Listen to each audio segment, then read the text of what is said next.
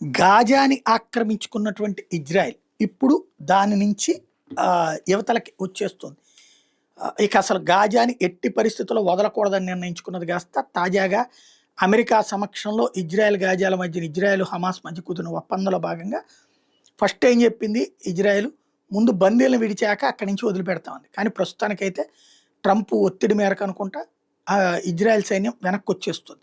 అంటే వాళ్ళ సైన్యం కూడా ఫీల్ అవుతున్నారు. ఈ మధ్యన వాళ్ళ ప్రభుత్వానికి చెప్పుకొచ్చారు, మాకు అసలు ఎడతెరిపి లేకుండా మీరు యుద్ధాలు చేపిస్తున్నారు, ఖాళీ దొరకట్లేదు, ఊపిరి ఆడట్లేదు అన్నటువంటి. ఇప్పుడు ఆ నేపథ్యంలో తీసుకొస్తున్నారా, గాజా నుంచి ఇజ్రాయెల్ సైన్యం ఖాళీ అవుతుంది.